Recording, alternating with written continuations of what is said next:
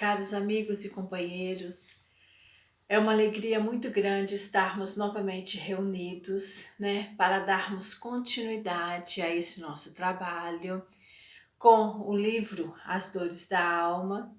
E hoje nós vamos falar um pouquinho sobre a rigidez. O excesso de rigidez e severidade faz com que criemos um padrão mental que influenciará os outros para que nos tratem da mesma forma como os tratamos. Teimosia é uma forma de rigidez da personalidade. É um apego obstinado às próprias ideias e gostos, nunca admitindo insuficiências e erros. Conviver com criaturas que estão sempre com a razão, que acreditam que nasceram para ensinar ou salvar todo mundo e que jamais transgridem a nada, é viver relacionamentos desgastantes e insatisfatórios.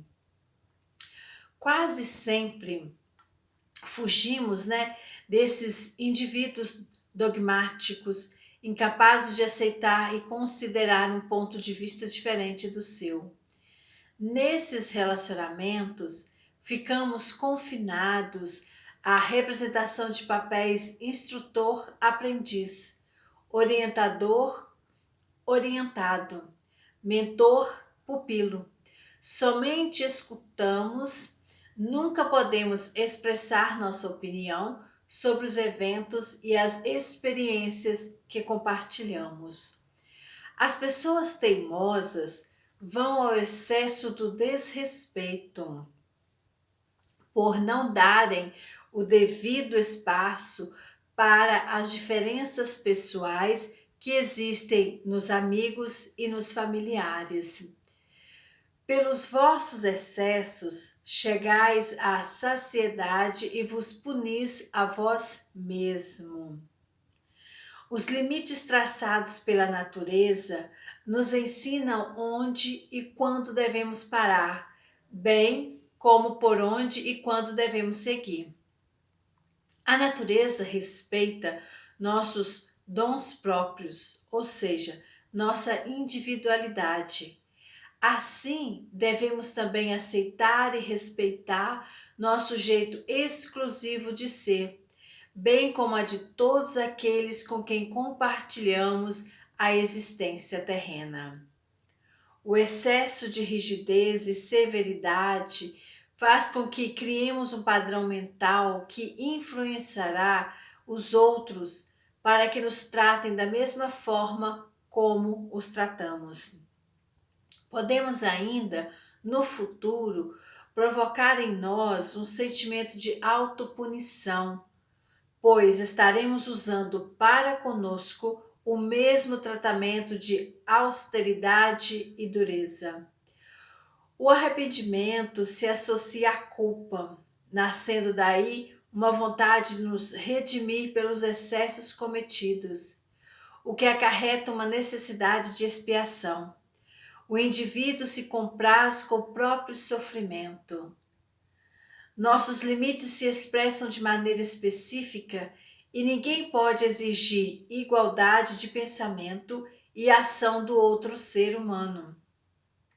Respeitando nossa singularidade, aprenderemos a respeitar a singularidade dos outros e sempre cairemos no excesso, caindo não aceitarmos nosso ritmo do crescimento, bem como o do próximo.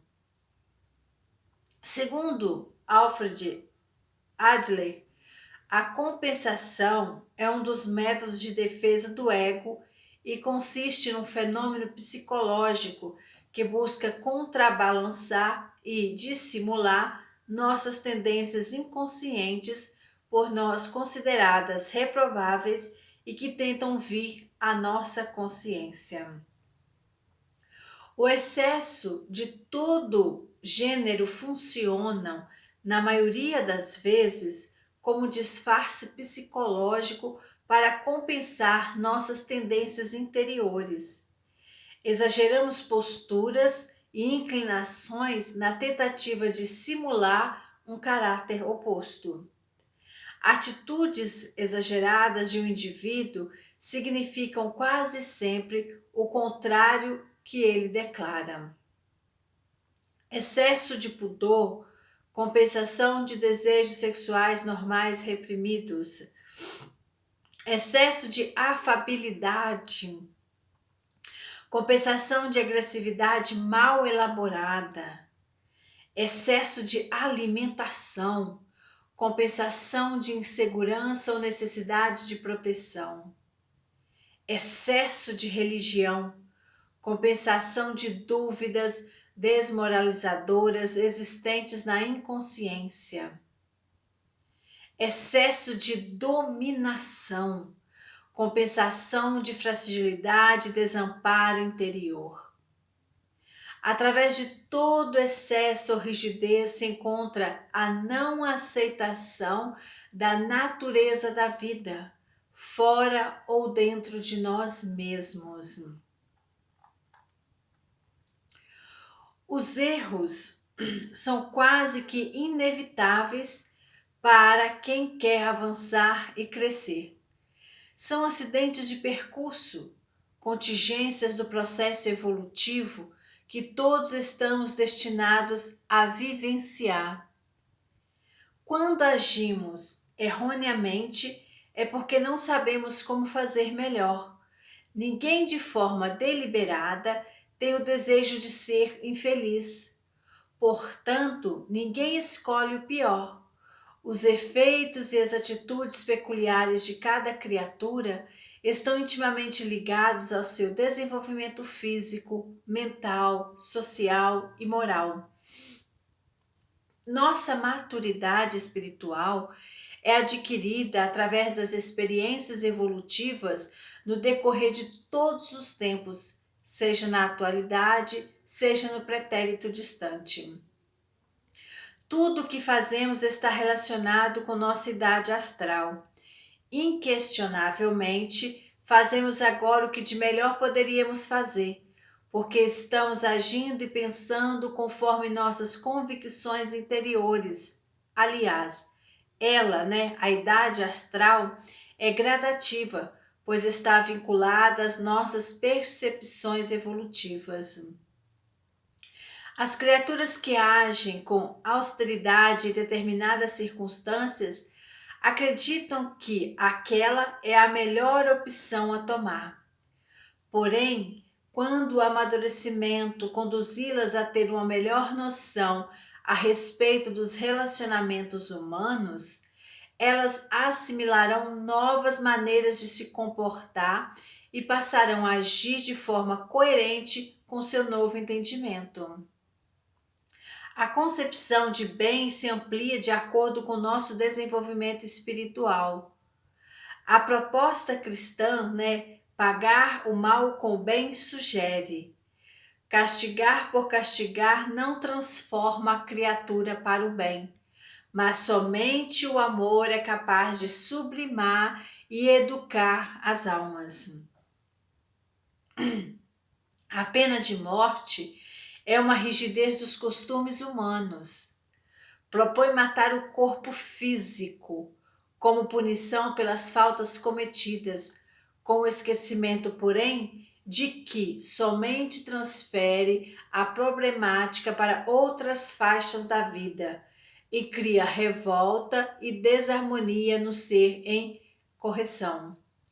A dor apenas terá função dentro dos imperativos da vida. Enquanto os homens não aceitarem que somente o amor muda e renova as criaturas, haverá dor. O projeto da vida maior é conscientizar-nos, não sentenciar. Nosso planeta está repleto de criaturas intelectualizadas e influentes, mas nem por isso sábias e habilitadas para todas as coisas. Por mais inteligente que seja o ser humano, sempre haverá um universo de coisas que ele desconhece. Muitas pessoas matam, roubam e mentem sem vacilação alguma. Mas será que sabem perfeitamente que isso não é certo? Estar no intelecto não é a mesma coisa que estar na profundeza da alma. Ter informações e receber orientações não é a mesma coisa que integralizar o ensinamento, ou mesmo saber por inteiro. O homem julga necessário uma coisa, sempre que não descobre outra melhor.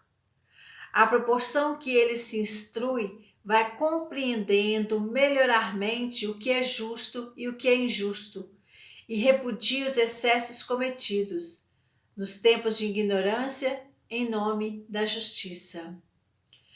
Os erros são quase que inevitáveis para quem quer avançar e crescer. São acidentes de percurso, contingências do processo evolutivo que todos estamos destinados a vivenciar. Em vez de repelirmos nossos erros, deveríamos analisá-los atentamente como se fossem verdadeiros objetos de arte, evitando assim futuros comprometimentos. Deus permite que o erro integre o nosso caminho. Aliás, ele faz parte da nossa condição evolutiva, para que possamos aprender e assimilar as experiências da vida. Os erros são ocorrências consideradas admissíveis pela legislação do Criador. Deus não condena ou castiga ninguém, mas o oposto. Institui leis harmoniosas e justas que nos conduzirão fatalmente à felicidade plena, apesar de nossas faltas e desacertos. Por que então usar de rigidez perante os acontecimentos da vida? Ser flexível não quer dizer perda de personalidade ou ser volúvel, mas ser acessível à compreensão das coisas e pessoas. Para melhorarmos a circunstância de nossa vida, precisamos transformar nossos padrões de pensamentos limitadores. Isolando-nos dentro dessas fronteiras estreitas, passamos a encarar o mundo de forma reduzida e nos condicionamos a pensar que a vida é uma fatal provação. Assim, não mais vivemos intensamente, limitando-nos apenas a sobreviver. Explorando opções, diversificando nossas opiniões, conceitos, atitudes e recolhendo os frutos do progresso aqui e acolá, teremos expandido a nossa visão, que será a base para agirmos com prudência e maleabilidade diante das nossas decisões. A arquitetura de uma ponte prevê os movimentos oscilatórios para que sua estrutura não sofra dano algum. As estruturas imobilizadas nunca são tão fortes como as flexíveis. Mentalidades rígidas não são consideradas desembaraçadas e rápidas, pois nunca estão prontas para mudar ou para receber novas informações. Uma paixão se torna perigosa a partir do momento em que deixais de poder governá-la e que dá um resultado, um prejuízo qualquer para vós mesmo ou para outrem. Todas as paixões têm seus princípios num sentimento ou numa necessidade natural. A paixão, propriamente dita, é a exageração de uma necessidade ou de um sentimento. Paixões podem ser consideradas predisposições impetuosas e violentas se levadas ao extremo. Elas atingem as diversas áreas do relacionamento humano, como, por exemplo, a política, a social, a afetiva, a religiosa e a sexual. Predilação pelo lucro é útil, o exagero é cobiça.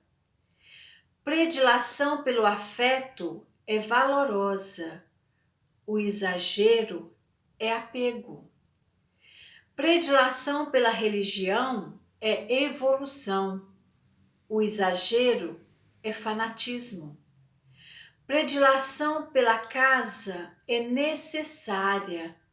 O exagero é futilidade. Predileção pelo lazer é saudável. O exagero é ociosidade. Entendemos, portanto, que a predileção pelas nossas convicções é racional, mas o exagero é inflexibilidade, obstinação, ou seja, paixão. Ser flexível não quer dizer perda da personalidade ou ser volúvel, mas ser acessível à compreensão das coisas e pessoas.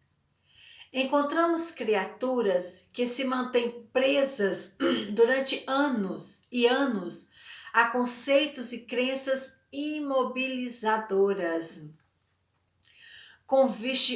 Convergiram, toda as suas atenções para sentimentos, objetivos ou pensamentos obstinados, dificultando uma amplitude de raciocínio e discernimento. Esse fenômeno não somente ocorre no mundo físico, mas também com as criaturas na vida espiritual, que permanecem estacionadas compulsoriamente a uma paixão doentia ligada a uma ideia única. Criando uma pluralidade de pensamentos reflexivos, teremos obviamente o melhor discernimento para perceber, escutar, ler, aprender e seguir nossos caminhos. Nossa saúde mental está intimamente ligada à nossa capacidade de adaptação ao meio em que vivemos, e nosso progresso intelectual se expressa por meio da habilidade psicológica de associações de ideias. Na atualidade, os estudiosos da mente acreditam que os indivíduos duros e intransigentes, por não se adaptarem à realidade das coisas, possuem maior predisposição para a psicose. Fogem para um universo irreal, classificando como loucura. Essa fuga é, por certo, uma forma de adaptação para que possam sobreviver no mundo social que eles relutam em aceitar. Deixar a rigidez mental é fator básico para o crescimento interior. Para aprendermos o bem viver, é preciso que abandonemos as condutas da paixão, quer dizer, das emoções exageradas, as atitudes inovadoras e consideradas inusitadas na vida dos grandes homens foram as que fizeram com que eles fossem denominados criaturas extraordinárias. Jesus Cristo, o sublime renovador das almas, é considerado a maior personalidade sui generis de toda a humanidade. O Mestre não somente teve procedimentos e atitudes nobres, mas também inéditos e inovadores, substituindo toda uma forma de pensar rígida, impetuosa e fanática dos homens, de caráter austero e intolerante, que viviam em sua época. Então, na questão, do Livro dos Espíritos, 908, Allan Kardec faz a seguinte pergunta: como se pode determinar o limite onde as paixões deixam de ser boas para se tornarem más? Então, os Espíritos vêm nos responder da seguinte forma, As paixões são como um corcel, que só tem utilidade quando governado e que se torna perigoso desde que passe a governar. Uma paixão se torna perigosa a partir do momento em que deixa de poder governá-la e que dá um resultado, um prejuízo qualquer para vós mesmo ou para o outro. E ele ainda coloca uma nota: as paixões são alavancas que decuplicam as forças do homem e auxiliam na execução dos desígnios da providência. Mas, se em vez de as dirigir, deixar que elas o dirijam, cai o homem nos excessos e a própria força que, manejada por suas mãos, poderá produzir o bem, contra ele se volta e o esmaga. Ou seja, você não pode permitir que as suas paixões dirigem a sua vida. É você que precisa tomar as rédeas e direcioná-la, né? Porque todas as paixões têm o seu princípio num sentimento ou numa necessidade natural. O princípio das paixões não é assim um mal, pois que assenta numa das condições providenciais da nossa existência. A paixão propriamente dita é a exageração de uma necessidade ou de um sentimento. Está no excesso e não na causa. E este excesso se torna um mal, quando tem uma consequência ou um mal qualquer. Ou seja, as nossas ações, né, o que faz com que elas se tornem maus, né, ou que se tornem exageradas é o excesso a qual nós colocamos.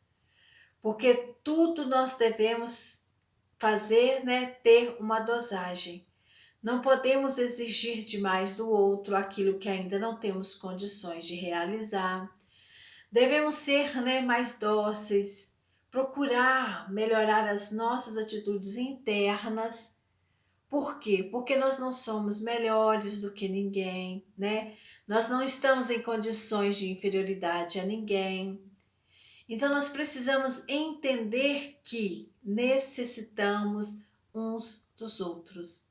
Então vamos ser um pouco menos, né, rígidos nas nossas escolhas, nas nossas decisões, naquilo que nós propomos. Não vamos exigir demais do outro questões que ainda nem nós conseguimos realizar. Então, amanhã nós vamos dar continuidade, né, com o título Ansiedade, outro mal do século, né? Quanta ansiedade nós trazemos para nossa existência e para nossa vida. São inúmeras, né? Então, um beijo no coração de cada um. Eu agradeço aí imensamente aqueles que estão me acompanhando, né? Que estão estudando junto comigo. Porque quando eu me proponho a esse trabalho, a primeira que precisa ouvir sou eu, né? E são mensagens aí muito atuais na nossa existência e na nossa caminhada. E que nós, às vezes, né, nos escondemos, nos omitimos e acreditamos e colocamos, né, os problemas para o outro. Quando na realidade nós precisamos melhorar primeiro nós mesmos. Então, muito obrigada. Eu espero novamente amanhã, né, que vocês possam dar continuidade, que possam acompanhar. Um beijo no coração de cada um de vocês.